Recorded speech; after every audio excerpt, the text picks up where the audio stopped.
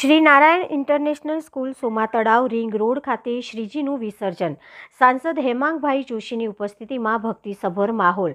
પ્રારંભમાં શાળાના યુવા બાહોશ પ્રમુખ યુવા કોર્પોરેટર નૈતિકભાઈ દક્ષેશભાઈ ડેકસ દ્વારા સાંસદનું ઉષ્માભેર સ્વાગત કરાયું. બંને વિસર્જન નિમિત્તે 56 ભોગ મહાપ્રસાદનું આયોજન, શ્રીજીની આરતી ઉતારી અને પર્યાવરણને ધ્યાનમાં રાખીને શાળાની દીકરીઓ સાથે સાંસદ હેમાંગભાઈ જોશી અને નૈતિકભાઈ શાહના હસ્તે ભરેલા પાણીના પીપ શાળાના પ્રાંગણમાં જ વિસર્જન કરવામાં આવ્યું હતું. સાંસદે શાળાની પ્રવૃત્તિઓ, બાળકો સાથે વાર્તાલાપ કરીને શાળાનું વાતાવરણ જોઈને આનંદની લાગણી વ્યક્ત કરી હતી. આ પ્રસંગે સમસ્ત વૈષ્ણવ વણિક પરિવારના મંત્રી રાજેન્દ્ર જે શાહ, જંબુ ગામવાલા ખાસ ઉપસ્થિત રહ્યા હતા. શાળાના આચાર્ય, સ્ટાફ, કર્મચારીગણ ખૂબ સુંદર મહેનત કરી, સુંદર આયોજન કરી બાળકોને શિક્ષણની સાથે સાથે આધ્યાત્મિકતાનું પણ જ્ઞાન અપાવવામાં સફળતા મેળવી હતી.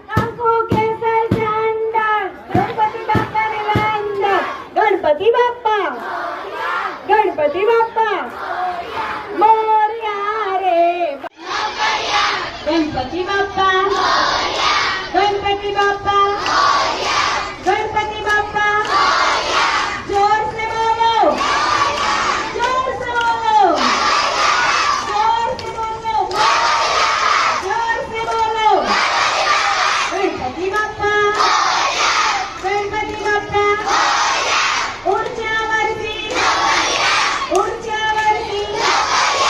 गणपति बाप्पा मोरया रे, बाप्पा मोरया रे, मोरया रे, बाप्पा मोरया रे, मोरया रे, बाप्पा मोरया रे,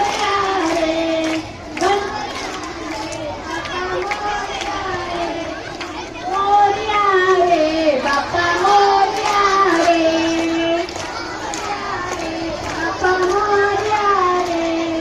मोरया रे, बाप्पा આજરોજ શ્રી નારાયણ ઇન્ટરનેશનલ સ્કૂલ ખાતે ભવ્યાતિ ભવ્ય ગણેશજીની સ્થાપનાની આરતી તથા ત્યારબાદ ગણેશજીના વિસર્જનનો એક દિવ્ય લાવો મને પણ મળ્યો. આ સ્કૂલના સંચાલક મંડળના સભ્ય એવા નૈતિકભાઈ, સમગ્ર શાળાના શિક્ષકગણ, વાલીગણ અને વાલા વિદ્યાર્થીગણ સાથે મળી ગણપતિ બાપ્પાના જય જયકાર સાથે ખૂબ જ ભવ્ય રીતે આજે ગણપતિ બાપ્પાનું વિસર્જન કરવામાં આવ્યું. અને જે પ્રકારે શાળાની સંસ્કૃતિની મને જે અનુભૂતિ થઈ કે તમામ બાળક આરતી પણ કંઠસ્થ, ગણપતિજીના શ્લોક પણ કંઠસ્થ, આ પ્રકારનું સંસ્કારનું સિંચન કરતી આ શાળા હેઠળ આજે ખૂબ ભવ્યાથી ભવ્ય રીતે ગણપતિ વિસર્જનનો ઉત્સવ મનાવવામાં આવ્યો.